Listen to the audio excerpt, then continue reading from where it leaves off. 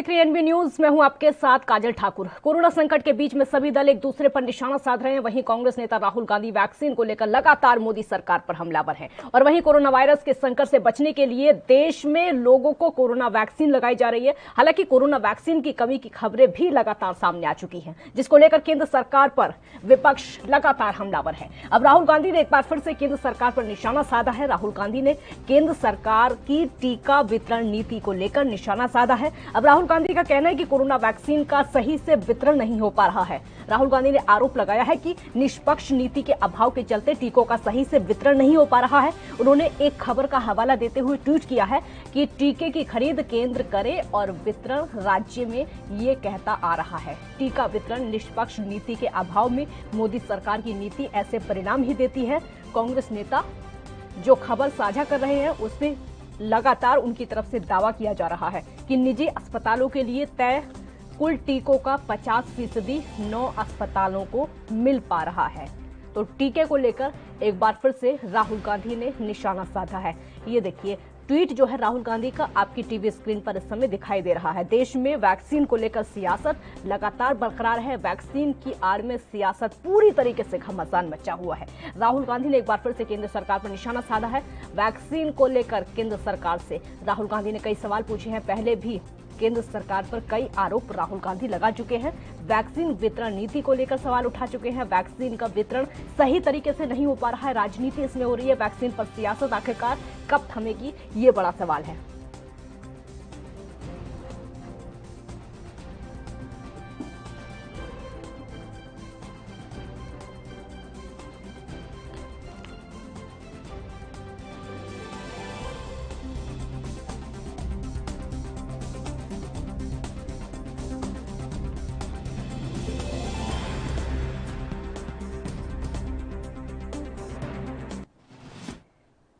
हमारे साथ बहस करने के लिए इस मुद्दे पर रत्नाकर सिंह कांग्रेस का पक्ष रखेंगे। बहुत स्वागत है आपका। प्रदीप भटनागर बीजेपी का पक्ष रखेंगे, आपका भी बहुत बहुत स्वागत है। प्रदीप भटनागर जी, पहला सवाल आपसे होगा, आखिर क्यों इस तरीके की टीका वितरण निष्पक्ष नीति नहीं हो पा रही है, जो विपक्ष को बार बार सवाल उठाने पड़ते हैं?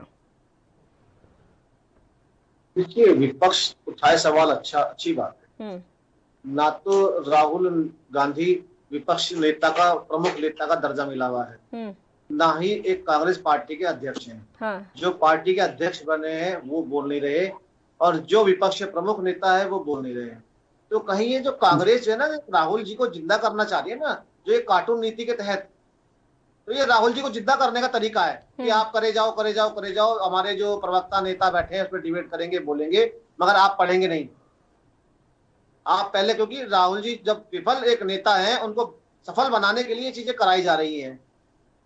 इसमें भी एक स्ट्रेटेजी है इनकी, क्योंकि इनके राष्ट्रीय अध्यक्ष बोल नहीं रही हैं। राहुल गांधी विफल नेता है या सफल नेता है, ये आप कैसे तय कर सकते हैं?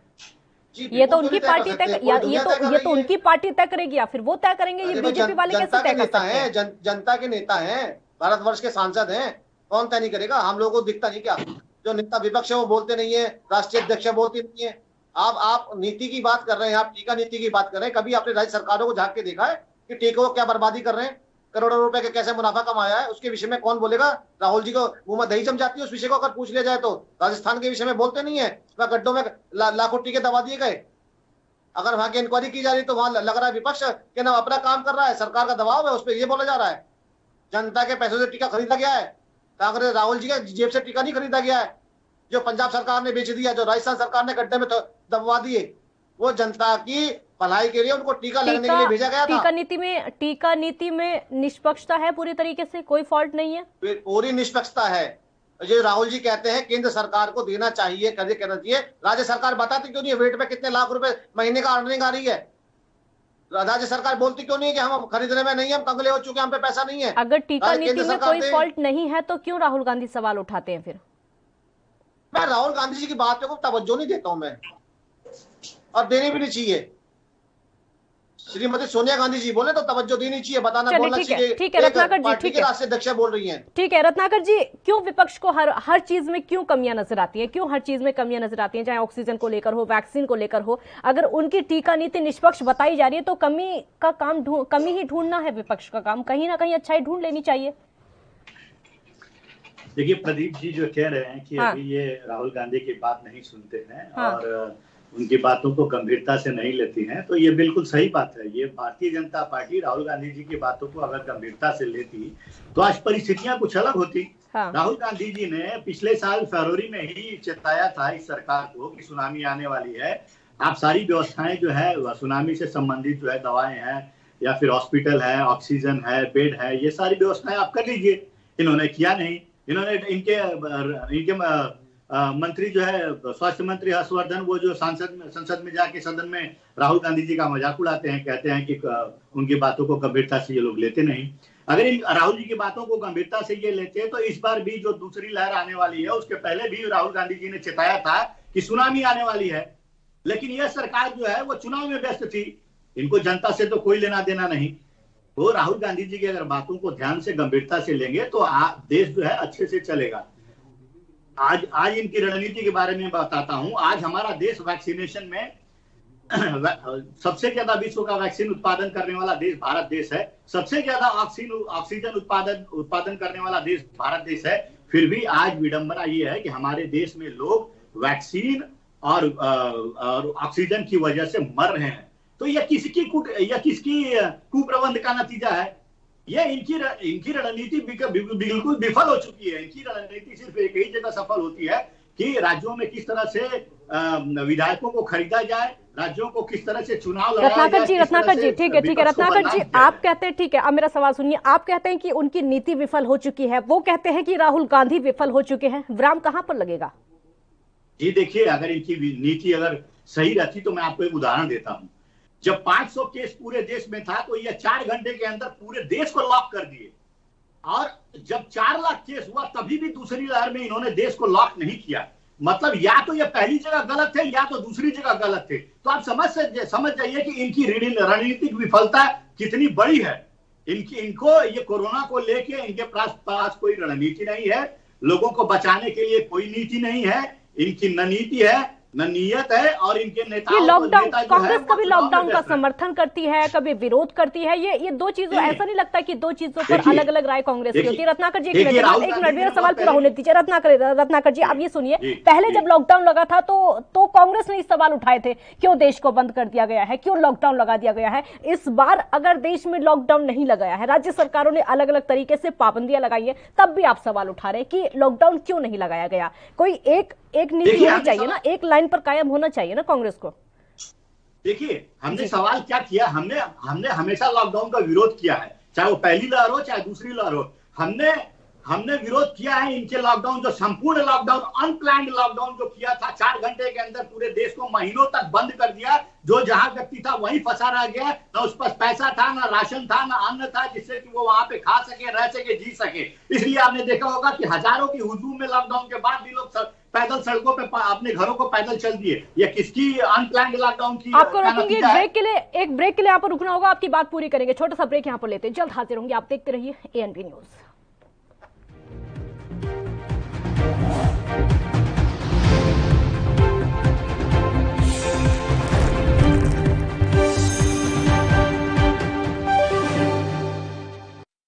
कोरोना वायरस ਨੂੰ ਅਸੀਂ ਤਾਂ ਹੀ ਹਰਾ ਸਕਦੇ ਹਾਂ ਜੇਕਰ ਅਸੀਂ ਆਪਣੇ ਵੱਧ ਤੋਂ ਵੱਧ ਟੈਸਟ ਕਰਵਾਵਾਂਗੇ ਤੇ ਵੈਕਸੀਨੇਸ਼ਨ ਲਗਵਾਵਾਂਗੇ। जैसे ਤੁਹਾਨੂੰ ਕੋਈ ਥੋੜੀ ਬਿਮਾਰੀ ਵੀ ਲੱਗੇ, ਤੁਹਾਨੂੰ ਲੱਗੇ ਕਿ ਮੈਨੂੰ ਮੇਰੀ ਛਾਤੀ 'ਚ ਦਰਦ ਹੈ ਜਾਂ ਮੈਨੂੰ ਖਾਂਸੀ ਹੋ ਗਈ ਜਾਂ ਮੈਨੂੰ ਜ਼ੁਕਾਮ ਹੋ ਗਿਆ ਜਾਂ ਮੇਰਾ ਬਦਨ ਦਰਦ ਹੈ, ਤੁਸੀਂ ਵੇਟ ਨਾ ਕਰੋ, ਟੈਸਟ ਕਰਾਓ। ਪੰਜਾਬ ਸਰਕਾਰ ਵੱਲੋਂ ਕੋਰੋਨਾ ਵਾਇਰਸ ਨਾਲ ਨਜਿੱਠਣ ਲਈ ਪੰਜਾਬ ਦੇ ਪਿੰਡਾਂ ਵਿੱਚ ਵੈਕਸੀਨੇਸ਼ਨ ਡਰਾਈਵ ਚਲਾਈ ਗਈ ਹੈ ਤਾਂ ਜੋ 18 ਸਾਲ ਤੋਂ ਉੱਪਰ ਦੇ ਸਾਰੇ ਲੋਕ ਜਲਦ ਤੋਂ ਜਲਦ ਆਪਣੀ ਵੈਕਸੀਨੇਸ਼ਨ ਕਰਵਾ ਸਕਣ। ਪੂਰੇ ਪੰਜਾਬ ਦੇ ਪਿੰਡਾਂ ਲਈ ਕੋਵਿਡ ਟੈਸਟਿੰਗ ਕੇਂਦਰ ਸਥਾਪਿਤ ਕੀਤੇ ਗਏ ਨੇ। ਜੇਕਰ ਤੁਹਾਨੂੰ ਬੁਖਾਰ ਜ਼ੁਕਾਮ ਜਿਹੇ ਲੱਛਣ ਮਹਿਸੂਸ ਹੁੰਦੇ ਹਨ ਤਾਂ ਤੁਰੰਤ ਆਪਣਾ ਕੋਰੋਨਾ ਵਾਇਰਸ ਦਾ ਟੈਸਟ ਕਰਵਾਓ। ਕੋਰੋਨਾ ਸੰਬੰਧੀ ਜਾਣਕਾਰੀ ਲਈ 104 ਹੈਲਪਲਾਈਨ ਤੇ ਕਾਲ ਕਰੋ। तो ਤੁਸੀਂ ਪਲੀਜ਼ ਇਸ ਗੱਲ ਤੋਂ ਹੁਣ ਮੇਰੀ ਗੱਲ ਮੰਨੋ ਕਿ ਆਪਾਂ ਪੰਜਾਬ ਨੂੰ ਬਚਾਉਣਾ ਹੈ, ਆਪਣੇ ਪਰਿਵਾਰਾਂ ਨੂੰ ਬਚਾਉਣਾ ਹੈ, ਆਪਣੇ ਪਿੰਡ ਨੂੰ ਬਚਾਉਣਾ ਹੈ, ਤੁਸੀਂ ਆਪਣੇ ਮੁਹੱਲਿਆਂ ਨੂੰ ਬਚਾਉਣਾ ਹੈ। ਤੁਸੀਂ ਜੋ ਦੱਸਿਆ ਡਾਕਟਰਾਂ ਨੇ ਕਰੋ। ਹਿਦਾਇਤਾਂ ਦੀ ਪਾਲਣਾ ਕਰਕੇ ਆਓ ਮਿਲ ਕੇ ਕਰੀਏ ਕੋਰੋਨਾ ਤੇ ਫਤਿਹ। ਇਹੀ ਹੈ ਸਾਡਾ ਮਿਸ਼ਨ ਫਤਿਹ।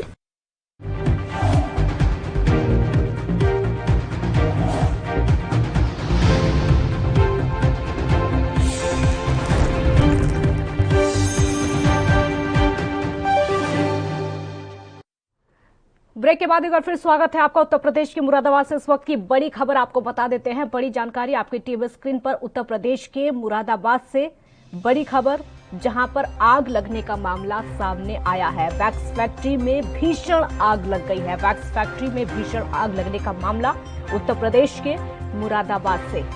इलाके में पूरी तरीके से अफरा तफरी का माहौल इस समय मच गया है। आग लगने से आसपास के जो घर हैं वहां पर ये फायर ब्रिगेड की 7 गाड़ियां मौके पर मौजूद, जो कि आग बुझाने की कोशिश लगातार कर रही है, प्रयास लगातार आग बुझाने का कर रही है। देखिए तस्वीर आपके सामने, कटघर एरिया की पूरी घटना है।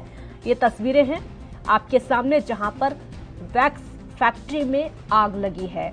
ये धुआं, काला धुआं, आपको धुएं का गुब्बार उठता हुआ दिखाई दे रहा है। उत्तर प्रदेश के मुरादाबाद की ये तस्वीरें हैं। मुरादाबाद में कटघर की ये तस्वीरें हैं जहां पर वैक्स फैक्ट्री में आग लगी है। हालांकि आप देख सकते हैं फायर ब्रिगेड की जो टीम है वहां पर मौजूद है। लगातार कोशिश की जा रही है इस आग बुझाने की, आग को कंट्रोल करने की, लेकिन धुएं का गुब्बार जिस तरीके से निकलता जा रहा है उससे साफ तौर पर अंदाजा लगाया जा सकता है कि कितना नुकसान यहां पर हुआ होगा। ये देखिए बहुत ज्यादा भयानक तरीके से आग की लपटें उठते हुए, काले धुएं का गुब्बार निकलते हुए, एकदम डरावनी तस्वीरें। हालांकि किस वजह से यह आग लगी, आग लगने की वजह क्या है, अभी तक स्पष्ट नहीं हो पाई है। 7 फायर ब्रिगेड की गाड़ियां मौके पर पहुंची है। मुरादाबाद के कटघर का ये पूरा मामला है जहां पर वैक्स फैक्ट्री में आग लगी है।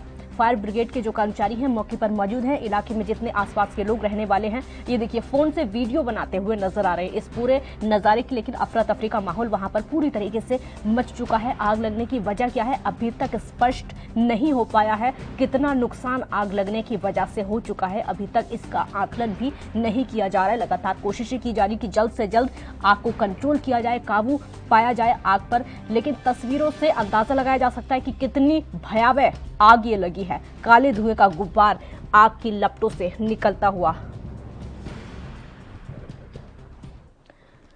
एक ब्रेक के लिए यहां पर रुकेंगे, जल्द हाजिर होंगे। आप देखते रहिए एएनपी न्यूज।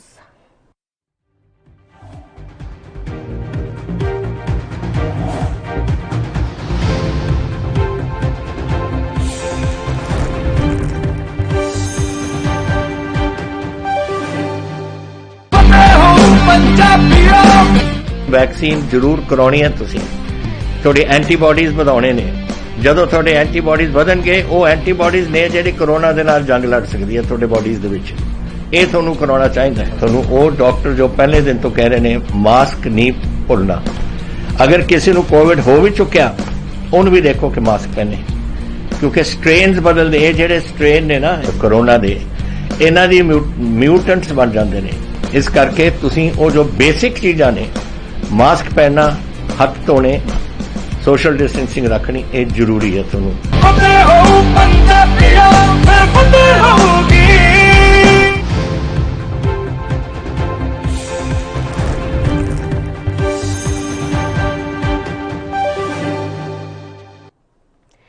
ब्रेक के बाद एक बार फिर स्वागत है आपका। रत्नाकर जी अपनी बात पूरी करिए, क्योंकि लगातार विपक्ष की प्रतिक्रिया जिस तरीके से आती है उससे साफ अंदाजा लगाया जा सकता है कि सरकार की नीति पर सवाल उठाना विपक्ष का काम तो है ही, कहीं पर भी खामियां कहीं ना कहीं से दिखनी चाहिए। देखिए, अगर इनकी रणनीति अगर सही होती तो आज जो देश की परिस्थिति है, ये इतनी परिस्थिति बुरी कभी नहीं थी देश की। आज अगर आप देख लीजिए कि जो है हमारे देश की जीडीपी जो है -7.3% है, जो 40 साल में सबसे बुरा जीडीपी देखने को मिला है। आज ये दूसरी लहर में अगर सचेत होते और अगर चीजों को सही तरीके से लेके गए होते, आगे लेके चले होते, तो आज सिर्फ दूसरी लहर में 1 करोड़ लोग बेरोजगार नहीं होते। आज दूसरी लहर में 97% लोग जो है जिनकी आमदनी जितनी थी 97% लोगों की आमदनी घट गई है। तो इनकी कहीं न कहीं ये सब रणनीतिक विफलता है। 500 केस जब भी देश में था तो 4 घंटे के अंदर पूरे देश को लॉक कर देते हैं, और जब 4 लाख केस होता है तो भी संजीदगी से कोरोना के मामलों को संजीदगी से नहीं लेते हैं और चुनाव के कार्यक्रम में व्यस्त रहते हैं। आज देश टीका के लिए तरस रहा है, देश वैक्सीन के लिए तरस रहा है, लेकिन यह सरकार जो है इनकी क्या रणनीति है ये स्पष्ट नहीं कर पाती है। ठीक है। सरकार जो है पूरी तरह से फेल हो चुकी है। ठीक है भटनागर जी, सरकार अपनी नीति को स्पष्ट क्यों नहीं कर पाती, और यही वजह है कि विपक्ष को सवाल उठाने का मौका मिल जाता है। अगर अब आप अपनी नीति को स्पष्ट रखेंगे तो मौका नहीं मिलेगा विपक्ष को सवाल उठाने का। आप स्पष्ट रखिए, जो भी ब्यौरा है सबके सामने पेश करिए। मौत के आंकड़े छुपाने का आरोप आप पर लगता है, संक्रमितों के आंकड़े छुपाने का आरोप आप पर लगता है बार बार। देखिए, मैं थोड़ा सा मैं दोबारा इनकी बातों पे आता हूँ जो आपने राहुल जी ने बोला है जी। देखिए, भारत के अंदर जो राज्य जो वैक्सीन टीकाकरण जो चल रहा है, जिन्होंने आज इस राहुल जी ने लिखा है इसके विषय में, देखिए टीकाकरण नीति के तहत ही प्रदेशों को टीके भिजवाए गए और उसके तहत चालू कराए गए टीके लगने जो 45 वर्ष से ऊपर के लोगों को लगने शुरू हुए थे। कहीं राज्य सरकारों पे अगर टीकाकरण नीति नहीं होती तो पूरे भारतवर्ष के अंदर हर कोने में, हर प्रदेश के अंदर जो टीकाकरण शुरू हुआ, क्या वो शुरू हो जाता अगर नीति नहीं होती तो, सिस्टम नहीं होता तो? मगर राज्य सरकारों ने किस तरीके से टीकाकरण शुरू कराया, किस तरह टीकाकरण किया, तो राज्य सरकार को स्पष्टीकरण देना चाहिए ना। अगर आप पे वैक्सीन नहीं लग रही तो आप बराबर राज्य, पड़ोसी राज्य को दे दीजिए। ये क्या हॉस्पिटल को भेज देंगे आप? राज्य को कैसे देंगे जब वैक्सीन खत्म ही हो गई? जब वैक्सीन खत्म ही हो गई है तो दूसरे राज्य को देंगे कैसे? वैक्सीन जब खत्म ही हो गई है तो कैसे देंगे, ये बताइए। देखिए, वैक्सीन खत्म क्या, जितनी वैक्सीन अभी भी प्रदेशों के अंदर है, हाँ, वही पूरी लगा लें पहले तो। ये खत्म को तो गाना गा रहे हैं पूरी। अगर पूरी नहीं हो पाई तो वैसे सेंटर बंद हो गए। अगर पूरी वैक्सीन पूरी नहीं हो पाई तो दिल्ली के सेंटर सारे बंद हो रखे हैं, वो वैसे ही हो चुके। अब दिल्ली सरकार नहीं खरीदेगी तो कोई क्या करेगा? चलिए, आपसे जवाब लूंगी। ब्रेक के लिए आप पर रुकना होगा, छोटा सा ब्रेक यहाँ पर लेते, जल्द हाजिर होंगे। आप देखते रहिए ANB न्यूज।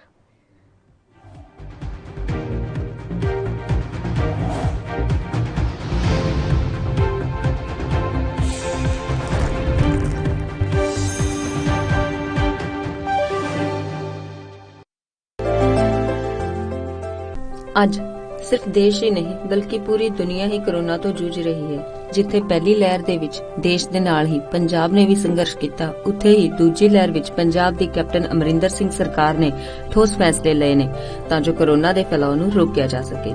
ਇਨ੍ਹਾਂ ਸਭ ਤੋਂ ਇਲਾਵਾ ਜੇ ਅਸੀਂ ਗੱਲ ਕਰੀਏ ਜ਼ਿਲ੍ਹਿਆਂ ਦੀ ਤਾਂ ਸਰਹੱਦੀ ਜ਼ਿਲ੍ਹਾ ਗੁਰਦਾਸਪੁਰ ਉਹਨਾਂ ਜ਼ਿਲ੍ਹਿਆਂ ਦੇ ਵਿੱਚ ਸ਼ਾਮਿਲ ਹੈ ਜਿੱਥੇ ਸਿਹਤ ਸੇਵਾਵਾਂ ਨੇ ਆਪਣਾ ਲੋਹਾ ਮਨਵਾਇਆ ਹੈ ਅਤੇ ਇਸ ਦਾ ਨਤੀਜਾ ਇਹ ਹੈ, ਜਦੋਂ ਦੇਸ਼ ਦੇ ਹੋਰਨਾਂ ਜ਼ਿਲ੍ਹਿਆਂ ਵਿੱਚ ਕੋਰੋਨਾ ਦੇ ਕੇਸ ਵਧ ਰਹੇ ਸਨ ਤਾਂ ਦੂਜੇ ਪਾਸੇ ਗੁਰਦਾਸਪੁਰ 'ਚ ਕੋਰੋਨਾ ਦਾ ਗ੍ਰਾਫ ਲਗਾਤਾਰ ਡਿੱਗ ਰਿਹਾ ਸੀ। ਦਰਅਸਲ ਗੁਰਦਾਸਪੁਰ ਜ਼ਿਲ੍ਹੇ 'ਚ ਕੋਰੋਨਾ ਤੋਂ ਨਿਪਟਣ ਲਈ ਪੰਜਾਬ ਸਰਕਾਰ ਦੇ ਹੁਕਮਾਂ ਅਨੁਸਾਰ ਸਿਹਤ ਵਿਭਾਗ ਵੱਲੋਂ ਠੋਸ ਕਦਮ ਚੁੱਕੇ ਗਏ ਨੇ। ਇੱਥੇ ਸਿਹਤ ਵਿਭਾਗ ਵੱਲੋਂ 13 ਆਈਸੋਲੇਸ਼ਨ ਵਾਰਡ ਬਣਾਏ ਗਏ ਜਿੱਥੇ ਸਰਕਾਰੀ, ਪ੍ਰਾਈਵੇਟ ਤੇ ਆਰਮੀ ਹਸਪਤਾਲਾਂ 'ਚ 265 ਆਕਸੀਜਨ ਬੈੱਡ ਲਗਾਏ ਗਏ ਨੇ।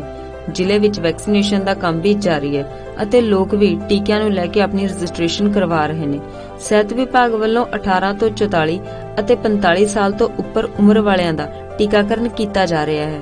ਜ਼ਿਲ੍ਹੇ ਵਿੱਚ ਕੁੱਲ 217 ਸੈਂਟਰ ਸਥਾਪਿਤ ਕੀਤੇ ਗਏ ਨੇ ਜਿੱਥੇ ਰੋਜ਼ਾਨਾ 4000 ਦੇ ਕਰੀਬ ਕੋਰੋਨਾ ਟੈਸਟ ਕੀਤੇ ਜਾ ਰਹੇ ਨੇ।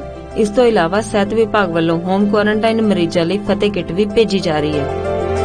ਨੇ ਬੇਸਿਕ ਇਨਵੈਸਟੀਗੇਸ਼ਨਸ ਆ, ਬੇਸਿਕ ਟੈਸਟ ਹੈ ਜਿਹਦੇ ਵਿੱਚ RBS, BP, ਸੈਚੂਰੇਸ਼ਨ, ਟੈਂਪਰੇਚਰ ਵਗੈਰਾ ਚੈੱਕ ਕਰਦੇ ਆ ਤੇ ਉਹ ਕਰਕੇ ਜੇ ਤੇ ਪੇਸ਼ੈਂਟ ਜਿਹੜਾ ਉਹ ਫਿੱਟ ਆ ਹੋਮ ਆਈਸੋਲੇਸ਼ਨ ਵਾਸਤੇ, ਉਹ ਬਿਲਕੁਲ ਸਹੀ ਆ ਤੇ ਉਹਨੂੰ ਅਸੀਂ ਉੱਥੋਂ ਹੀ ਜਾਂ ਗਵਰਨਮੈਂਟ ਆਫ ਪੰਜਾਬ ਵੱਲੋਂ ਜਿਹੜੀ ਫਤਿਹ ਕਿੱਟ ਹੈ ਉਹ ਅਸੀਂ ਉੱਥੋਂ ਹੀ ਜਾਰੀ ਕਰ ਦਿੰਦੇ ਹਾਂ।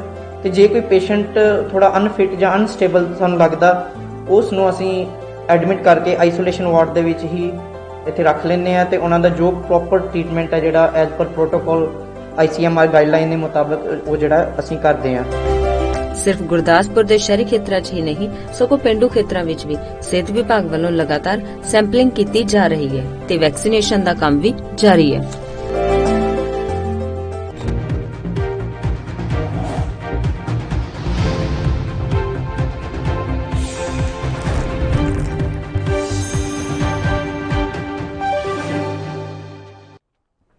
ब्रेक के बाद एक बार फिर स्वागत है आपका। केंद्र सरकार कहती है कि हम पूरी मात्रा में वैक्सीन दे रहे हैं, लेकिन कई राज्य ऐसे हैं जहां पर कई सेंटर तक बंद करने पड़ गए हैं। रत्नाकर जी, आप कुछ कहना चाह रहे थे भटनागर जी की बातों पर, बोलिए। अब 2 मिनट समय दीजिएगा, मैं कुछ प्रश्न पूछना चाहता हूँ। बिल्कुल पूछिए। मैं भारतीय जनता पार्टी से ये प्रश्न पूछना चाहता हूं कि आज अमेरिका और इंग्लैंड जैसे यूरोपियन कंट्रीज में मैक्सिमम देशों में 50% का टीकाकरण हो चुका है। हाँ।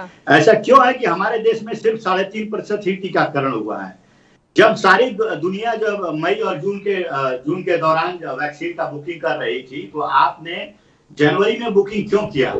जब अमेरिका जैसा देश अपने बच्चों का टीकाकरण करने में लगा हुआ है तो हमारे देश में अभी तक बच्चों को टीकाकरण क्यों नहीं किया जा रहा है? विश्व में सबसे ज्यादा उत्पादन करने वाला देश हमारा, वैक्सीन बनाने वाला देश और ऑक्सीजन उत्पादन करने वाला देश भारत है। लेकिन आज हमारे देश में लोग क्यों मर रहे हैं, यह प्रश्न जो है भारतीय जनता पार्टी से मेरा है। विडंबना यह है कि जब विश्व बुकिंग कर रहा था वैक्सीन का, तो यह चुनाव में रैलियां कर रहे थे, बंगाल में प्रचार कर रहे थे। जब फूड किट की जरूरत थी लोगों को, तो यह प्रेस कॉन्फ्रेंस करके टूल किट की बातें कर रहे थे।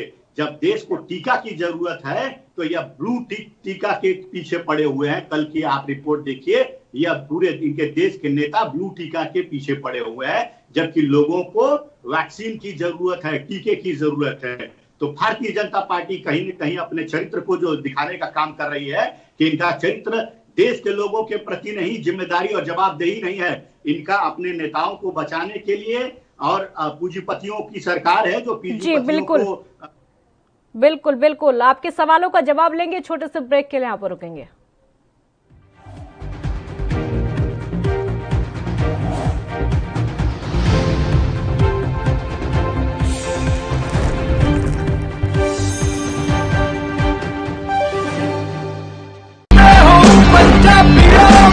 रूरल कोरोना वॉलंटियर्स कह के एक 7 ਬੰਦਿਆਂ ਦਾ ਗਰੁੱਪ ਹਰ ਪਿੰਡ ਦੇ ਵਿੱਚ ਬਣਾਇਆ ਜਾਏ। ਉਹ 7 ਮੈਂਬਰ ਦਾ ਗਰੁੱਪ ਆਪਣੇ ਪਿੰਡਾਂ ਦੇ ਵਿੱਚ ਘੁੰਮੇ ਔਰ ਇਹਦੇ ਵਿੱਚ ਉਹਨਾਂ ਨੂੰ ਐਮਫਸਾਈਜ਼ ਕਰਨਾ ਚਾਹੀਦਾ ਹੈ, ਟੈਸਟ ਕਰੋ ਜੈਸੇ ਮੈਂ ਤੁਹਾਨੂੰ ਦੱਸਿਆ।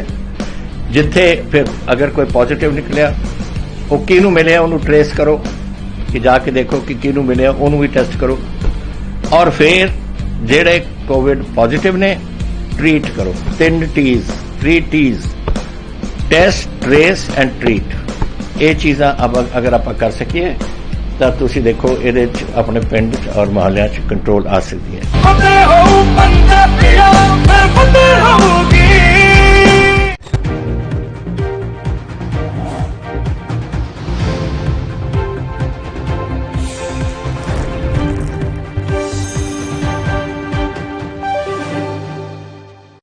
ब्रेक के बाद एक और फिर स्वागत है आपका। भटनागर जी जवाब दीजिए, कई ऐसे सवाल हैं जो कि रत्नाकर जी ने आप पर खड़े किए हैं कि एक तरफ तो टीका नीति है, आपको उस पर ध्यान देना चाहिए, लेकिन आप ब्लू टिक के पीछे पड़े हैं।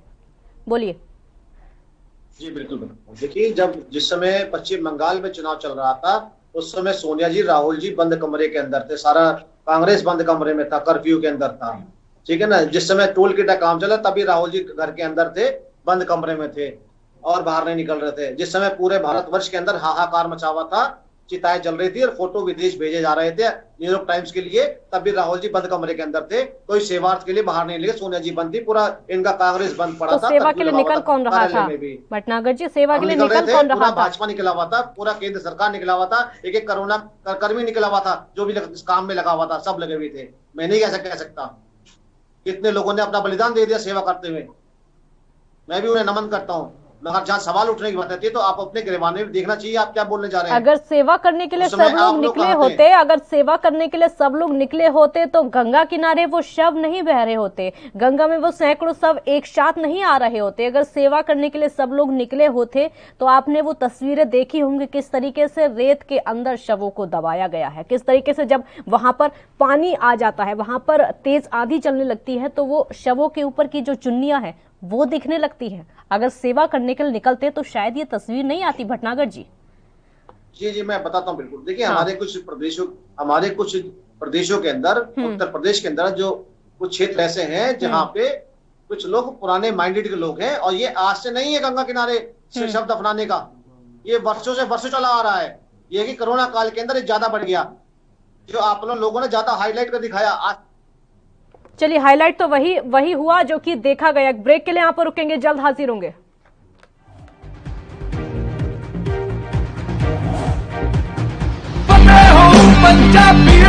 फतेह किट ਦਿੱਤੇ ਨੇ ਕਿ ਤੁਹਾਨੂੰ ਕਿਤੇ ਜਾਣ ਦੀ ਲੋੜ ਨਹੀਂ। ਅਗਰ ਤੁਸੀਂ ਪੋਜ਼ਿਟਿਵ ਹੋ, ਸਟੇਜ 1 ਦੇ ਵਿੱਚ ਹੋ, ਲੈਵਲ 1 ਦੇ ਵਿੱਚ ਹੋ, ਆਪਣੇ ਘਰ 'ਚ ਜਾਓ, ਫਤਿਹ ਕਿਟ ਤੁਹਾਨੂੰ ਮਿਲ ਜਾਊਗਾ। ਬਿਮਾਰੀ ਕੀ ਦਵਾਈ ਲੈਣੀ ਹੈ, कैसे ਲੈਣੀ है, ਸਾਰਾ ਕਾਗਜ਼ ਵਿੱਚ ਹੈ। ਕੋਈ ਬੰਦਾ ਆਊਗਾ ਜਿਹੜਾ ਤੁਹਾਨੂੰ ਦੇਊਗਾ ਔਰ ਉਹ ਸਮਝਾਊਗਾ ਵੀ ਤੁਹਾਨੂੰ, ਉਹ ਤੁਸੀਂ ਲਓ।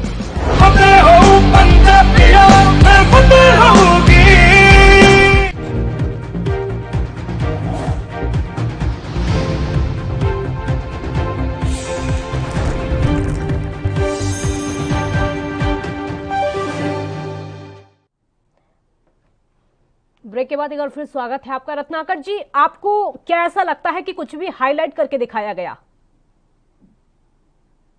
देखिए, प्रदीप जी जो कह रहे हैं, विपक्ष के ऊपर आरोप लगा रहे हैं कि सोनिया गांधी और राहुल गांधी जी का दे रहे हैं, तो शायद प्रदीप जी को यह जानकारी नहीं है कि किस तरह से सोनिया गांधी और राहुल गांधी जी और भारतीय युवा कांग्रेस की टीम पूरे देश में आज लोगों की मदद कर रही है। #SOSIYC की जो टैग किया जा रहा है ट्विटर पे।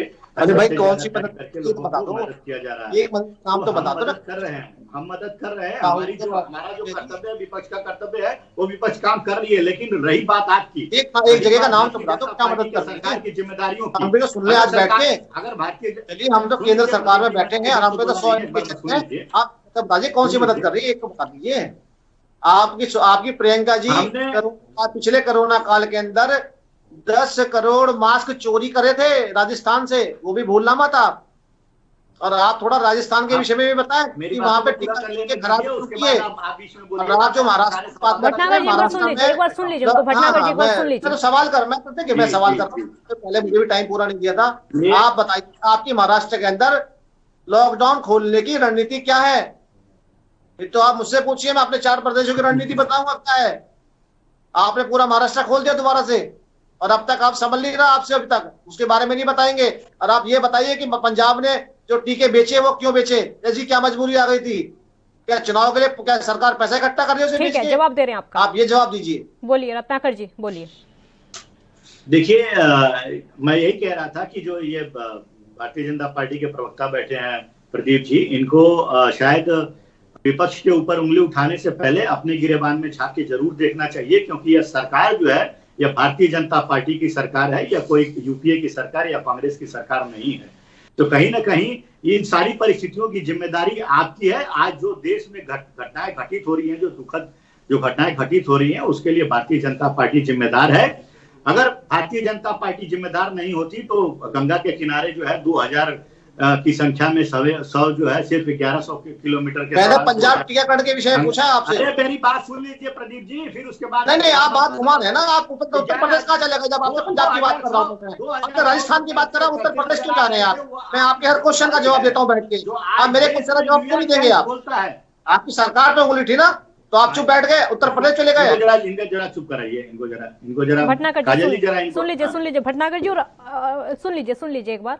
आज न्यूयॉर्क टाइम्स कहता है कि हमारे देश में तकरीबन 6 लाख से लेकर 42 लाख लोग मरे हैं, लेकिन यह सरकार आंकड़ों को छुपाने का काम कर रही है। फिर आप चले गए राजस्थान पंजाब की बात करा, उस पर स्पष्टीकरण दीजिए। चलिए आपका जवाब लेते हैं, आप ही का जवाब लेंगे। एक ब्रेक के लिए यहाँ पर रुकना होगा, जल्द हाजिर होंगे।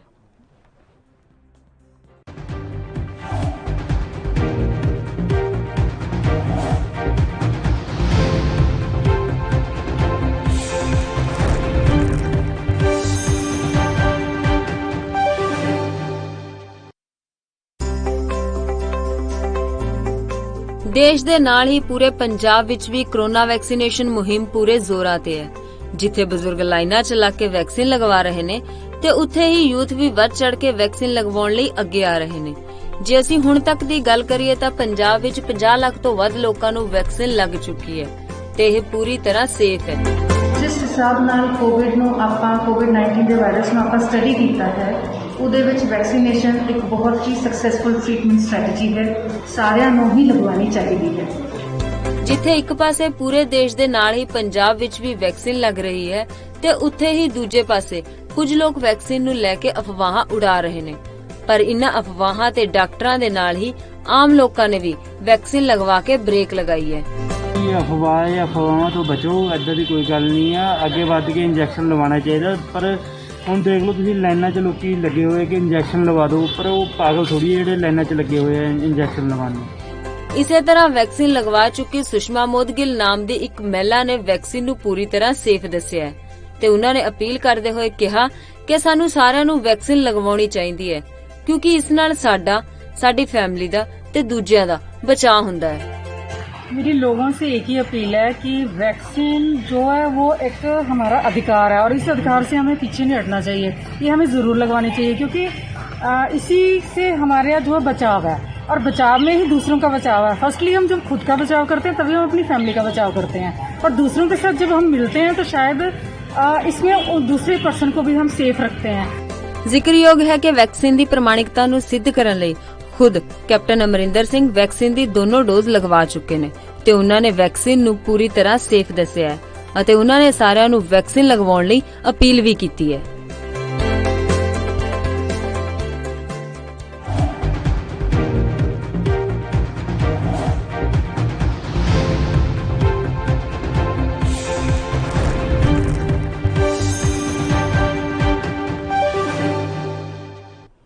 ब्रेक के बाद एक बार फिर स्वागत है आपका। महाराष्ट्र से ब्रेकिंग न्यूज आपको बता देते हैं। महाराष्ट्र इस वक्त की बड़ी खबर आपके सामने। अभिनेता दिलीप कुमार की तबीयत बिगड़ गई है। इस वक्त की बड़ी खबर आप तक पहुंचा रहे हैं। हिंदुजा हॉस्पिटल में उनको भर्ती कराया गया है तबीयत बिगड़ने के बाद। महाराष्ट्र से बड़ी जानकारी आप तक पहुंचा रहे हैं आपके टीवी स्क्रीन पर। आज सुबह 8:30 पर उनको अस्पताल में भर्ती कराया जब उनकी तबीयत बिगड़ी। सांस लेने में दिक्कत अभिनेता दिलीप कुमार को हो रही थी, जिसके बाद उनको अस्पताल में भर्ती कराया। वहां पर उनका इलाज चल रहा है। डॉक्टरों की देखरेख लगातार जारी है। डॉक्टरों की देखरेख में उनको रखा गया है। उनकी पत्नी सायरा बानो ने इस बात की जानकारी दी है कि उनको अस्पताल में भर्ती करा दिया गया है और इस समय डॉक्टरों की देखरेख में मौजूद हैं। तो अभिनेता दिलीप कुमार की तबीयत बिगड़ी, जिसके बाद उनको अस्पताल में भर्ती कराया गया है। उनकी पत्नी सायरा बानो ने खुद इस बात की जानकारी दी है कि उनको अस्पताल में भर्ती करा दिया गया है डॉक्टरों की देखरेख में। आपको ये बता दें कि सांस लेने में दिक्कत उनको हो रही थी। सुबह तकरीबन 8:30 बजे अस्पताल में भर्ती कराया गया था जब उनको सांस लेने में दिक्कत हो रही थी।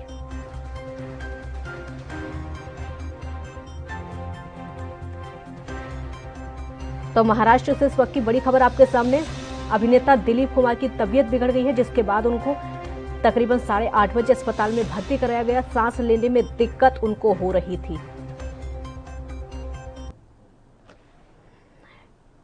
एक ब्रेक के लिए यहाँ पर रुकेंगे, जल्द हाजिर होंगे। आप देखते रहिए ANB न्यूज।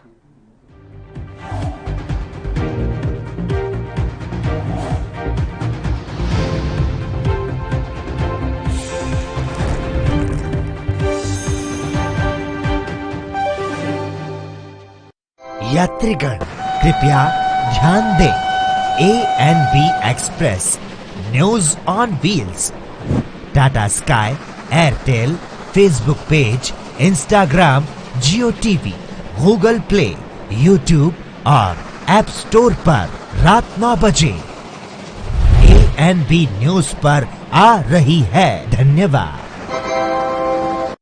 कोरोना वायरस ਨੂੰ ਅਸੀਂ ਤਾਂ ਹੀ ਹਰਾ ਸਕਦੇ ਹਾਂ ਜੇਕਰ ਅਸੀਂ ਆਪਣੇ ਵੱਧ ਤੋਂ ਵੱਧ ਟੈਸਟ ਕਰਵਾਵਾਂਗੇ ਤੇ ਵੈਕਸੀਨੇਸ਼ਨ ਲਗਵਾਵਾਂਗੇ।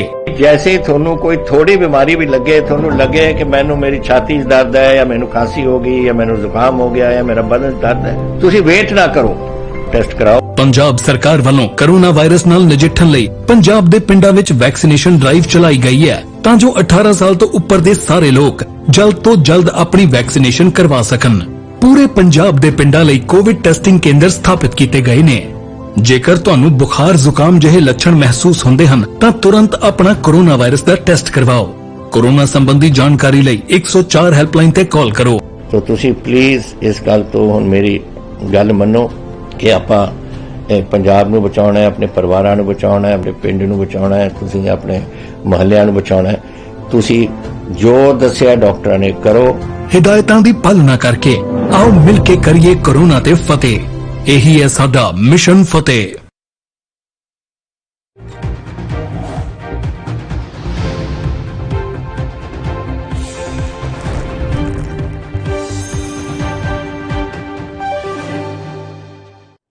ब्रेक के बाद एक बार फिर स्वागत है आपका। रत्नाकर जी, 3 सवाल आपके सामने थे जिनका जवाब आपको देना है। राजस्थान को लेकर, महाराष्ट्र को लेकर और पंजाब को लेकर, तीनों सवालों का जवाब दीजिए एक एक करके। देखिए, कहीं न कहीं जहां पे टीकाकरण की राजनीति की बात होती है तो अगर राज्य सरकारें टीका के लिए आग्रह बार बार कर रही हैं केंद्र सरकार से, लेकिन केंद्र सरकार जो है पूरी तरह से टीका उपलब्ध कराने में असमर्थ है। राज्य सरकारों ने फाइजर जैसी कंपनियों को भी अप्रोच किया कि वो डायरेक्ट टीका खरीदे, जिससे कि राज्यों में लोगों को ज्यादा से ज्यादा टीकाकरण हो सके और उनके जान माल की सुरक्षा हो सके। लेकिन फाइजर ने ये क्लियरली मना कर दिया कि आप केंद्र सरकार के पास जाइए, केंद्र सरकार हमको ऑर्डर देगी तभी हम ऑर्डर ले सकते हैं। तो ये कहीं ना कहीं ये टीका जो खरीदने की बात होती है, प्रोक्योरमेंट की बात होती है, ये जिम्मेदारी की बात होती है, ये केंद्र सरकार की होती है। केंद्र सरकार टीका खरीदे और राज्य सरकार को दे। राज्य सरकार अगर टीका नहीं लगाती है तो इसमें राज्य सरकार की गलती है। लेकिन जब टीका मिल ही नहीं रहा है, आज की परिस्थिति ये है कि हमारे स्वास्थ्य मंत्री जो है महाराष्ट्र के राजेश टोपे जी बार बार ये केंद्र सरकार से आग्रह करते हैं, एक उचित मात्रा में टीका जो है मंगाने की बात, वैक्सीन यहाँ पे देने की बात करते हैं। लेकिन यह जितनी वैक्सीन मांगी जा रही है उसके 10 या 20% ये वैक्सीन हमको दे देते हैं और कहते हैं कि हम तो वैक्सीन दे रहे हैं, आपके पास वैक्सीन है। आपको क्या जरूरत कि जितने भी वैक्सीन सेंटर है आज के वैक्सीन सेंटर जो है। भटनागर जी आती हूँ आपके पास, उनकी बात पूरी हो जाए, ब्रेक के लिए यहाँ पर रुकेंगे, जल्द हाजिर होंगे।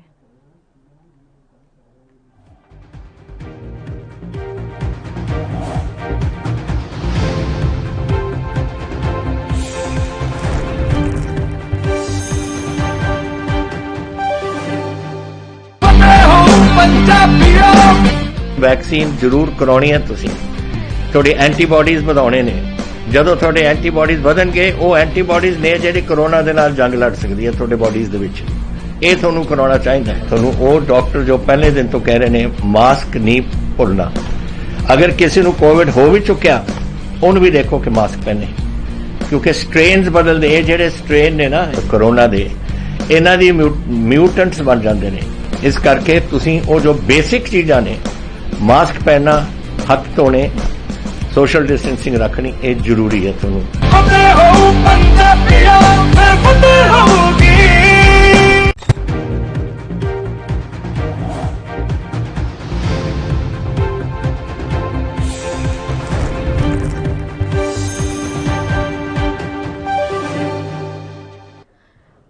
ब्रेक के बाद एक बार फिर स्वागत है आपका। रत्नाकर जी अपनी बात पूरी करिए, क्योंकि तीनों राज्यों को लेकर आप जवाब दे रहे थे। जी देखिए, वही मैं कह रहा था कि अगर केंद्र सरकार वैक्सीन प्रोक्योर करे, सेंट्रलाइज जो चीजें होती हैं, केंद्र सरकार अगर प्रोक्योरमेंट करती है वैक्सीन की और राज्य सरकारों को देती है, तो राज्य सरकारें सभी लोगों को जितना जल्दी से जल्दी हो सके टीकाकरण।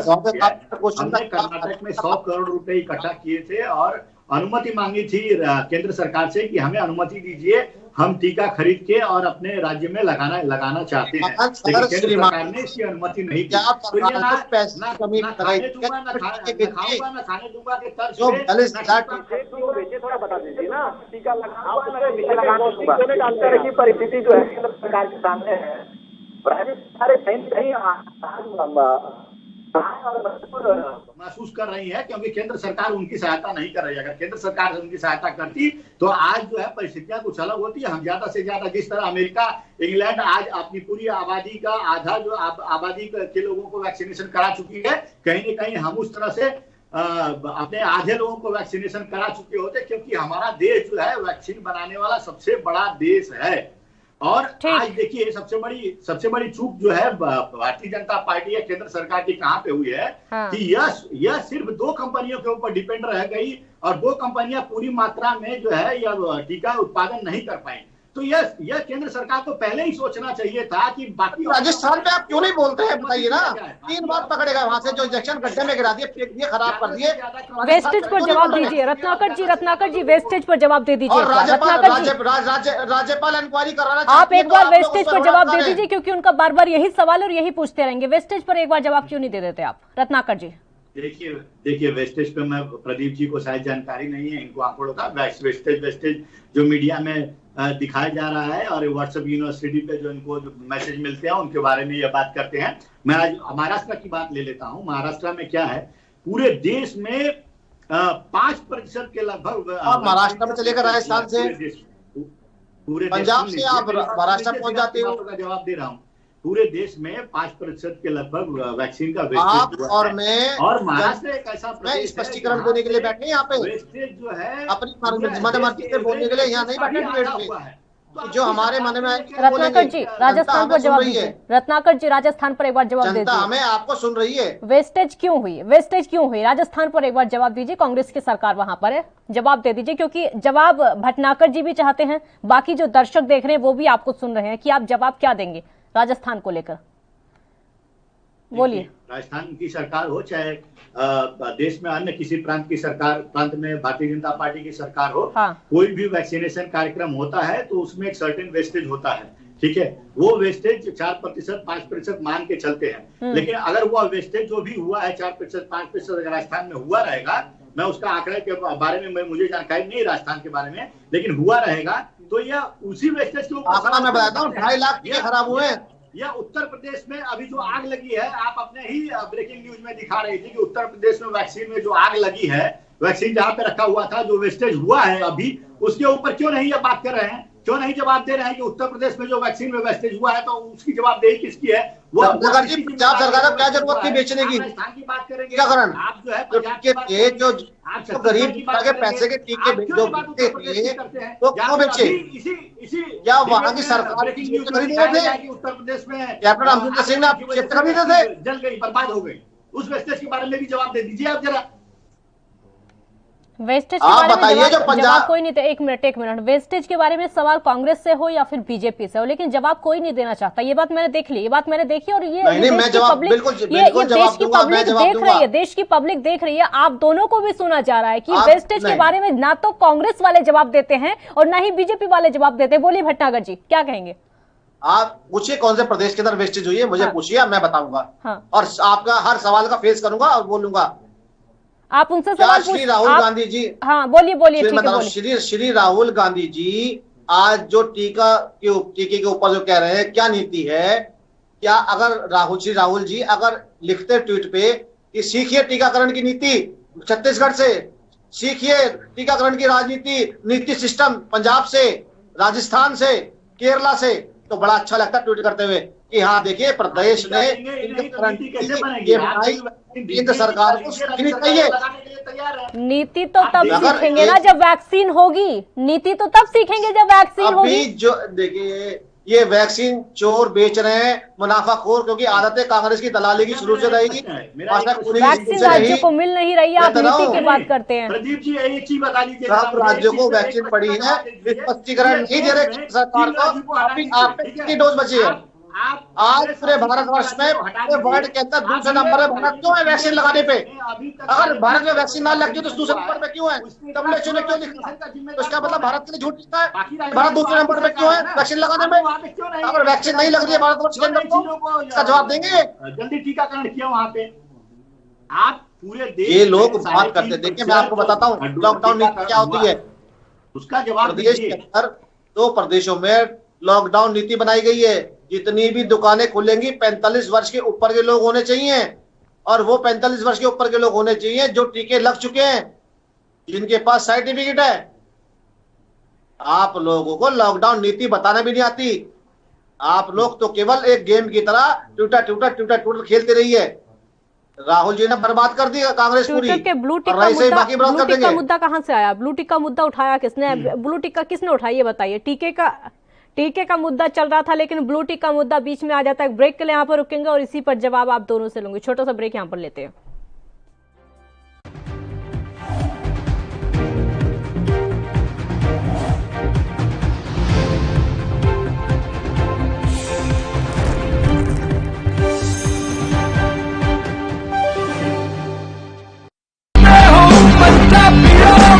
रूरल कोरोना वॉलंटियर्स कह के एक 7 ਬੰਦਿਆਂ ਦਾ ਗਰੁੱਪ ਹਰ ਪਿੰਡ ਦੇ ਵਿੱਚ ਬਣਾਇਆ ਜਾਏ। ਉਹ 7 ਮੈਂਬਰ ਦਾ ਗਰੁੱਪ ਆਪਣੇ ਪਿੰਡਾਂ ਦੇ ਵਿੱਚ ਘੁੰਮੇ ਔਰ ਇਹਦੇ ਵਿੱਚ ਉਹਨਾਂ ਨੂੰ ਐਮਫਸਾਈਜ਼ ਕਰਨਾ ਚਾਹੀਦਾ ਹੈ ਟੈਸਟ ਕਰੋ, ਜੈਸੇ ਮੈਂ ਤੁਹਾਨੂੰ ਦੱਸਿਆ। ਜਿੱਥੇ ਫਿਰ ਅਗਰ ਕੋਈ ਪੋਜ਼ਿਟਿਵ ਨਿਕਲਿਆ ਉਹ ਕਿਹਨੂੰ ਮਿਲਿਆ ਉਹਨੂੰ ਟ੍ਰੇਸ ਕਰੋ, ਕਿ ਜਾ ਕੇ ਦੇਖੋ ਕਿ ਕਿਹਨੂੰ ਮਿਲਿਆ ਉਹਨੂੰ ਵੀ ਟੈਸਟ ਕਰੋ, ਔਰ ਫਿਰ ਜਿਹੜੇ ਕੋਵਿਡ ਪੋਜ਼ਿਟਿਵ ਨੇ ਟ੍ਰੀਟ ਕਰੋ। 3 T's, 3 T's, test, trace and treat. ਇਹ ਚੀਜ਼ਾਂ ਅਗਰ ਆਪਾਂ ਕਰ ਸਕੀਏ ਤਾਂ ਤੁਸੀਂ ਦੇਖੋ ਇਹਦੇ 'ਚ ਆਪਣੇ ਪਿੰਡ ਔਰ ਮੁਹੱਲਿਆਂ 'ਚ ਕੰਟਰੋਲ ਆ ਸਕਦੀ ਹੈ।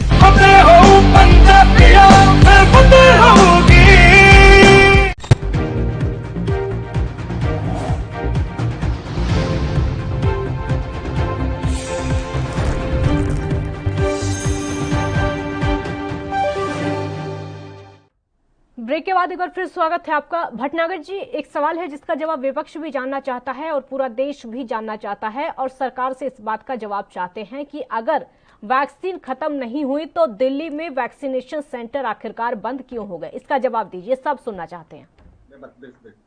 देखिए, दिल्ली के अंदर, राजधानी के अंदर, जो भारत की दिल्ली राजधानी है, वहां वैक्सीन का काम चल रहा था।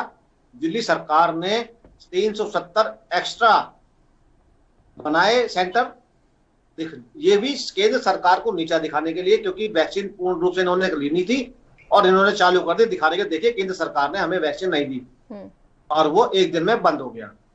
वैक्सीन सेंटर बिल्कुल सही चल रहे थे, 2 बजे तक 5 बजे तक सब में इंजेक्शनीकरण चल रहा था, वैक्सीन लगाई जा रही थी और लोगों को बुलाया जा रहा था और करा जा रहा था, मगर इन्होंने सरकार को नीचा दिखाने के लिए ये काम किया गया। मैं तो यही पूछना चाहूंगा राहुल जी से कि राहुल जी ने एक बार ये क्यों नहीं पूछा अब तक केजरीवाल से कि भाई कि ये आपने 1 करोड़ रुपए की राशि एक डॉक्टर को दी तो बाकी डॉक्टर कहां चले गए? आपने अपने प्रदेशों से क्या पूछा कि वहां पे जो कोरोना जो योद्धा थे जो शहीद हो गए, आपने उनके लिए क्या किया? राहुल जी ने आज तक उनकी आत्मा की शांति के लिए ट्वीट नहीं किया, जिन्होंने कोरोना काल के अंदर सेवा करते हुए शहीद हो गए।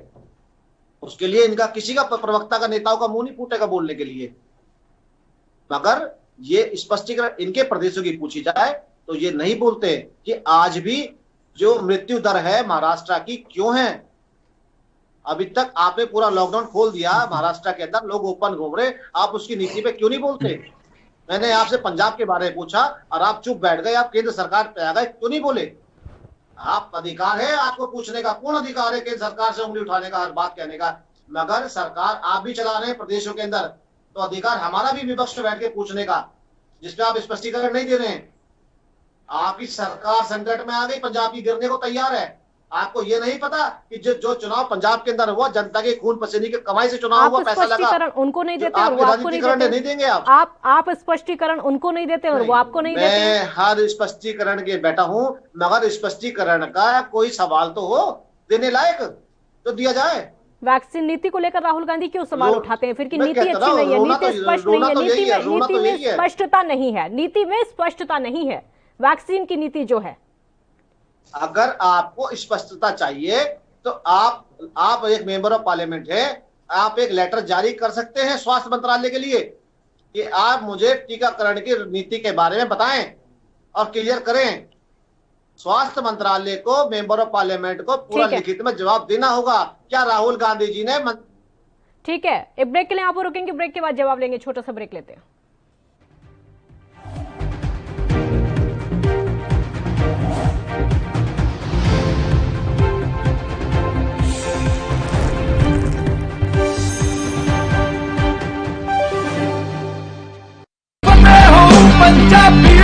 फतेह किट ਦਿੱਤੇ ਨੇ ਕਿ ਤੁਹਾਨੂੰ ਕਿਤੇ ਜਾਣ ਦੀ ਲੋੜ ਨਹੀਂ। ਅਗਰ ਤੁਸੀਂ ਪੋਜ਼ਿਟਿਵ ਹੋ, ਸਟੇਜ 1 ਦੇ ਵਿੱਚ ਹੋ, ਲੈਵਲ 1 ਦੇ ਵਿੱਚ ਹੋ, ਆਪਣੇ ਘਰ ਜਾਓ, ਫਤਿਹ ਕਿਟ ਤੁਹਾਨੂੰ ਮਿਲ ਜੂਗਾ। ਬਿਮਾਰੀ ਦਾ ਕੀ ਦਵਾਈ ਲੈਣੀ ਹੈ, कैसे ਲੈਣੀ ਹੈ, ਸਾਰਾ ਕਾਗਜ਼ ਵਿੱਚ ਹੈ। ਕੋਈ ਬੰਦਾ ਆਊਗਾ ਜਿਹੜਾ ਤੁਹਾਨੂੰ ਦੇਊਗਾ ਔਰ ਉਹ ਸਮਝਾਊਗਾ ਵੀ ਤੁਹਾਨੂੰ, ਉਹ ਤੁਸੀਂ ਲਓ। ਫਤਿਹ ਹੋ ਪੰਜਾਬੀਓ, ਫਤਿਹ ਹੋਊਗੀ।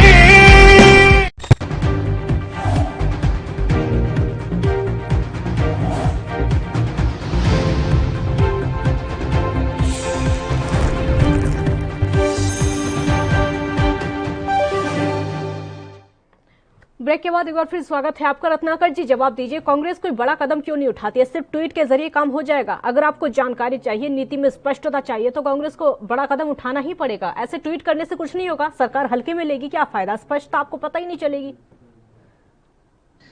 देखिए, प्रदीप जी जो कह रहे हैं कि स्वास्थ्य मंत्री को चिट्ठी लिखना चाहिए और वो सरकारी माध्यम के हिसाब से जो है प्रश्न उठाना चाहिए, लेकिन प्रदीप जी ये लोग भारतीय जनता पार्टी के लोग विपक्ष की बातों को सुनते नहीं है। राहुल गांधी जी ने बहुत बार सदन में बहुत सारे मुद्दों को उठाया है, लेकिन केंद्र सरकार जो भारतीय जनता पार्टी की सरकार उन मुद्दों का जवाब दी नहीं है। हम तो ये जो आपकी टीकाकरण नीति है, ट्विटर के माध्यम से लोगों को बताना चाह रहे हैं कि आपके पास कोई रणनीति नहीं है। इस देश के लोगों को अगर टीका करने की कोई रणनीति होती तो जहां विश्व में दूसरे देश 50% टीकाकरण कर चुके हैं, वहां पे अभी तक 3.5% टीकाकरण क्यों होता? जब सब सारे देश मई और जून के महीने में जब वैक्सीन इजाद हुआ, उस समय सब लोगों ने वैक्सीन की बुकिंग कर रहे थे, तो मोदी जी 6 करोड़ वैक्सीन बाहर भेजने की प्लानिंग कर रहे थे। तो आपने बुकिंग जनवरी से शुरू किया जब देश में हाहाकार मच गया। हमारे देश में अभी तक कोई इनकी रणनीति नहीं है बच्चों को वैक्सीनेशन कैसे किया जाए, जबकि अमेरिका जैसा देश और अन्य देश बच्चों का वैक्सीनेशन चालू कर चुका है। और यह तीसरी लहर का अंदेशा को देखते हुए इनके पास बच्चों को वैक्सीनेशन के लिए कोई रणनीति नहीं है। यह सरकार पूरी तरह से फेल है। आज विडंबना यह है कि हम सबसे ज्यादा वैक्सीन और ऑक्सीजन बनाने वाले देश हैं, फिर भी हमारे देश में लोग वैक्सीन और ऑक्सीजन की वजह से मर रहे हैं। क्योंकि कारण इसका यह है कि जब देश में टीकाकरण करने का जब नौबत आना चाहिए, जब लोगों को टीकाकरण करना चाहिए, तो ये ब्लू टिक के लिए ये प्रेस कॉन्फ्रेंस करते हैं और ट्विटर जैसे कंपनियों के ऊपर दिल्ली में रेड डलवाते हैं। जब वैक्सीन की बुकिंग करनी चाहिए थी तो ये चुनाव की रैलियां कर रहे थे। जब फूड किट देने की जरूरत थी तो ये प्रेस कॉन्फ्रेंस करके टूल किट की बात कर रहे थे। तो देश की जनता आज देख रही है और समझ रही है कि भारतीय जनता पार्टी का चरित्र क्या है। भारतीय जनता पार्टी का चरित्र लोगों को बचाना है, इस महामारी लोगों को रक्षा करना है, या फिर अपने राजनीतिक रोटियां सेकना है। यह देश की जनता पूरी देख रही है और समझ रही है। ठीक है रत्नाकर जी, काउंटर क्वेश्चन सुनिए मेरा, क्योंकि जब हम यही सवाल बीजेपी से किया जाता है तो उनका कहना है कि अपनी रफ्तार से वैक्सीन बन रही है, अपनी रफ्तार से जो विदेशी कंपनियां हैं वैक्सीन की, उनसे भी बातचीत चल रही है, सिर्फ बातचीत चल रही है और वैक्सीन देश में बन रही है। अब वो धीरे धीरे बनकर आएंगी, बातचीत हो जाएगी पूरी, उसके बाद वैक्सीन आएंगी। एक ब्रेक ले, यहाँ पर रुकेंगे, ब्रेक लेंगे यहाँ पर, उसके बाद आपसे जवाब लेंगे।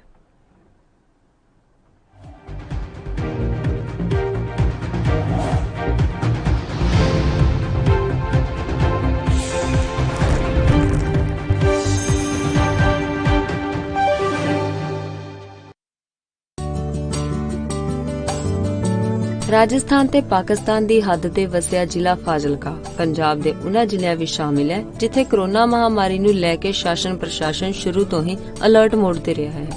ਇੱਥੇ ਮੁੱਖ ਮੰਤਰੀ ਕੈਪਟਨ ਅਮਰਿੰਦਰ ਸਿੰਘ ਦੇ ਹੁਕਮਾਂ ਅਨੁਸਾਰ ਸਿਹਤ ਵਿਭਾਗ ਵੱਲੋਂ ਸੈਂਪਲਿੰਗ ਦਾ ਕੰਮ ਜ਼ੋਰਾਂ ਤੇ ਹੈ ਅਤੇ ਜਿਹੜੇ ਲੋਕ ਕੋਰੋਨਾ ਪੋਜ਼ਿਟਿਵ ਹੋ ਰਹੇ ਨੇ ਉਹਨਾਂ ਦੀ ਰਿਕਵਰੀ ਲਈ ਵੱਖ-ਵੱਖ ਟੀਮਾਂ ਜੰਗੀ ਪੱਧਰ ਤੇ ਦਿਨ ਰਾਤ ਕੰਮ ਤੇ ਲੱਗੀਆਂ ਹੋਈਆਂ ਨੇ। ਜੇ ਗੱਲ ਰਿਕਵਰੀ ਦੀ ਕਰੀਏ ਤਾਂ ਹੁਣ ਤੱਕ ਜ਼ਿਲ੍ਹੇ ਵਿੱਚ 15,000 ਤੋਂ ਵੱਧ ਲੋਕ ਠੀਕ ਹੋ ਕੇ ਆਪਣੇ ਘਰਾਂ ਨੂੰ ਜਾ ਚੁੱਕੇ ਨੇ ਤੇ 3,000 ਦੇ ਕਰੀਬ ਲੋਕ ਹੋਮ ਆਈਸੋਲੇਸ਼ਨ ਦੇ ਵਿੱਚ ਆਪਣਾ ਇਲਾਜ ਕਰਵਾ ਰਹੇ ਨੇ। ਸਿਹਤ ਵਿਭਾਗ ਦੀਆਂ ਟੀਮਾਂ ਵੀ ਸਮੇਂ ਸਿਰ ਉਹਨਾਂ ਦੀ ਸਾਰ ਲੈਂਦੀ ਰਹਿੰਦੀ ਹੈ। ਇਸ ਤੋਂ ਇਲਾਵਾ ਜੇ ਗੱਲ ਸੈਂਪਲਿੰਗ ਦੀ ਕਰੀਏ ਤਾਂ ਹੁਣ ਤੱਕ ਫਾਜ਼ਿਲਕਾ ਜ਼ਿਲ੍ਹੇ ਵਿੱਚ 2 ਲੱਖ ਦੇ ਕਰੀਬ ਸੈਂਪਲ ਲਏ ਜਾ ਚੁੱਕੇ ਨੇ ਤੇ 10,000 ਤੋਂ ਵੱਧ ਲੋਕਾਂ ਦਾ ਵੈਕਸੀਨੇਸ਼ਨ ਹੋ ਚੁੱਕਾ ਹੈ। ਕੋਰੋਨਾ ਦੇ ਸੰਬੰਧ ਵਿੱਚ ਅਸੀਂ ਪਿਛਲੇ ਕੁਝ ਦਿਨਾਂ ਤੋਂ ਜਿਹੜੀ ਟੈਸਟਿੰਗ ਹੈ ਕਾਫੀ ਵਧਾ ਦਿੱਤੀ ਹੈ, ਸੋ ਅਸੀਂ ਇਹਨੂੰ ਹੋਰ ਅਪਗ੍ਰੇਡ ਕਰਾਂਗੇ। ਪਿੰਡਾਂ ਦੇ ਵਿੱਚ ਵੀ ਅਸੀਂ ਟੈਸਟਿੰਗ ਕਰ ਰਹੇ ਹਾਂ, ਸੋ ਉਸ ਨਾਲ ਸਾਡਾ ਜਿਹੜਾ ਮੇਨ ਯਤਨ ਹੈ ਕਿ ਜਿੰਨੀ ਜਲਦੀ ਡਿਟੈਕਸ਼ਨ ਹੋ ਸਕੇ ਉਨਾ ਵਧੀਆ ਤਰੀਕੇ ਨਾਲ ਅਸੀਂ ਟ੍ਰੀਟਮੈਂਟ ਮੁਹੱਈਆ ਕਰਵਾ ਸਕਦੇ ਹਾਂ। ਦਰਅਸਲ ਕੈਪਟਨ ਅਮਰਿੰਦਰ ਸਿੰਘ ਸਰਕਾਰ ਨੇ ਕੋਰੋਨਾ ਮਹਾਮਾਰੀ ਦੀ ਸ਼ੁਰੂਆਤ ਤੋਂ ਹੀ ਪੂਰੇ ਪੰਜਾਬ ਵਿੱਚ ਵੱਖ-ਵੱਖ ਟੀਮਾਂ ਦਾ ਗਠਨ ਕੀਤਾ ਸੀ ਜੋ ਸ਼ਹਿਰ ਤੋਂ ਲੈ ਕੇ ਪਿੰਡਾਂ ਤੱਕ ਸੈਂਪਲਿੰਗ ਦੇ ਕੰਮ ਵਿੱਚ ਰੁੱਝੀਆਂ ਹੋਈਆਂ ਨੇ। ਇਸ ਤੋਂ ਇਲਾਵਾ ਪੰਜਾਬ ਸਰਕਾਰ ਨੇ ਪਿੰਡਾਂ ਲਈ ਕੋਰੋਨਾ ਮੁਕਤ ਮੁਹਿੰਮ ਵੀ ਸ਼ੁਰੂ ਕੀਤੀ ਹੈ। ਕੋਰੋਨਾ ਪਿੰਡ ਮੁਕਤ ਅਭਿਆਨ ਤੇ ਉਸ ਚ ਵੀ ਇਹਨਾਂ ਨੇ ਜਿਹੜੇ ਸਾਡੇ ਕਰੀਬ 100 ਦੇ ਕਰੀਬ ਹੈਲਥ ਵੈਲਨੈਸ ਸੈਂਟਰ ਨੇ ਪੂਰੇ ਜ਼ਿਲ੍ਹੇ ਵਿੱਚ, ਉਹ ਸਾਰੇ 100 ਦੇ 100 ਹੈਲਥ 94 ਹੈ ਆਈ ਐਮ ਨੋਟ ਸ਼ੋਰ, ਤੇ ਉਹਨਾਂ ਸਾਰੀਆਂ ਜਗ੍ਹਾਵਾਂ ਤੇ ਕੋਵਿਡ ਟੈਸਟਿੰਗ ਸਟਾਰਟ ਕਰ ਦਿੱਤੀ ਗਈ ਹੈ ਜੀ। ਜ਼ਿਕਰਯੋਗ ਹੈ ਕਿ ਪੰਜਾਬ ਦੀ ਕੈਪਟਨ ਅਮਰਿੰਦਰ ਸਿੰਘ ਸਰਕਾਰ ਨੇ ਸ਼ੁਰੂ ਤੋਂ ਹੀ ਇਸ ਵਾਇਰਸ ਦੇ ਪ੍ਰਕੋਪ ਨੂੰ ਸਮਝਿਆ ਤੇ ਇਸ ਨੂੰ ਜ਼ਿਆਦਾ ਫੈਲਣ ਨਹੀਂ ਦਿੱਤਾ ਕਿਉਂਕਿ ਸਰਕਾਰ ਆਪਣਾ ਫਰਜ਼ ਸਮਝਦੀ ਹੈ।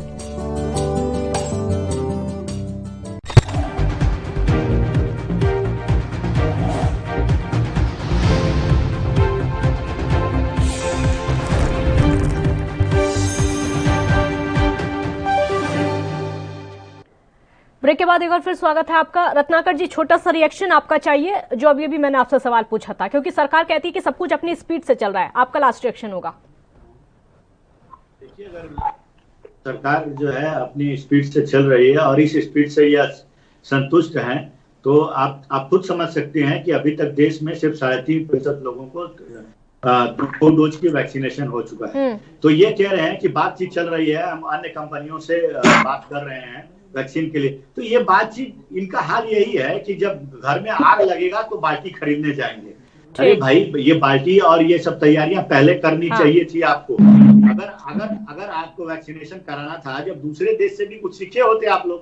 मई जून में हम लोग का जो दूसरे देश वैक्सीनेशन का इजाद हुआ, उसके बाद वैक्सीनेशन की बुकिंग चल रही थी।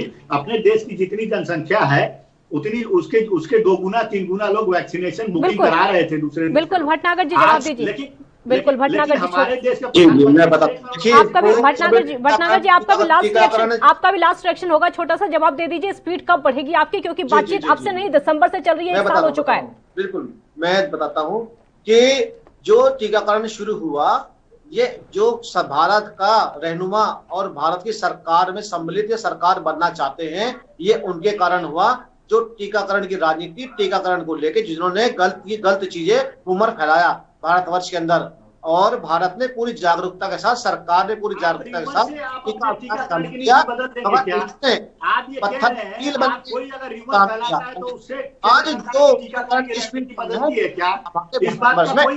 कमी है, अब जो लोग भाग रहे टीका लगवाने के लिए, क्योंकि इन्होंने गलत चीजें फैलाई, चाहे वो अखिलेश हो, चाहे वो राहुल हो, देखिए राम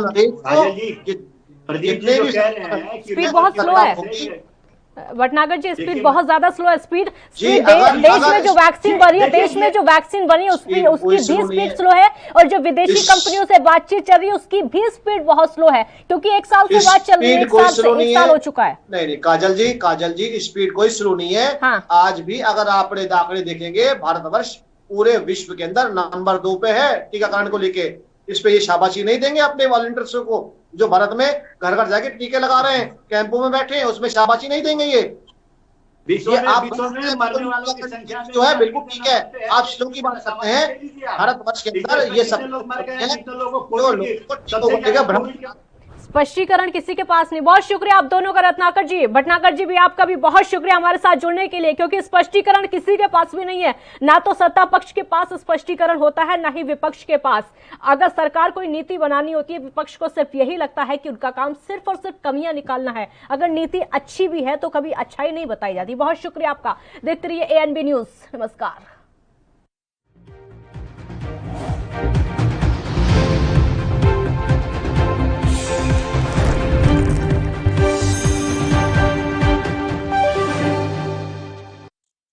कोरोना वायरस ਨੂੰ ਅਸੀਂ ਤਾਂ ਹੀ ਹਰਾ ਸਕਦੇ ਹਾਂ ਜੇਕਰ ਅਸੀਂ ਆਪਣੇ ਵੱਧ ਤੋਂ ਵੱਧ ਟੈਸਟ ਕਰਵਾਵਾਂਗੇ ਤੇ ਵੈਕਸੀਨੇਸ਼ਨ ਲਗਵਾਵਾਂਗੇ।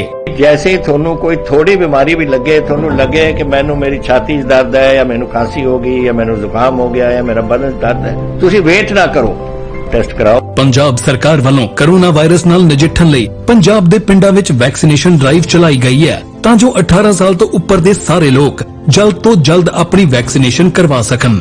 पूरे पंजाब ਦੇ ਪਿੰਡਾਂ ਲਈ ਕੋਵਿਡ ਟੈਸਟਿੰਗ ਕੇਂਦਰ ਸਥਾਪਿਤ ਕੀਤੇ ਗਏ ਨੇ। ਜੇਕਰ ਤੁਹਾਨੂੰ ਬੁਖਾਰ ਜ਼ੁਕਾਮ ਜਿਹੇ ਲੱਛਣ ਮਹਿਸੂਸ ਹੁੰਦੇ ਹਨ ਤਾਂ ਤੁਰੰਤ ਆਪਣਾ ਕੋਰੋਨਾ ਵਾਇਰਸ ਦਾ ਟੈਸਟ ਕਰਵਾਓ।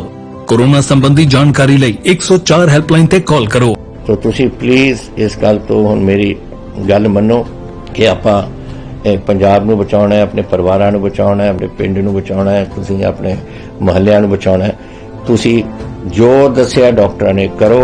हिदायतां दी पालना करके आओ मिल के करिए कोरोना ते फतेह। यही है साडा मिशन फतेह।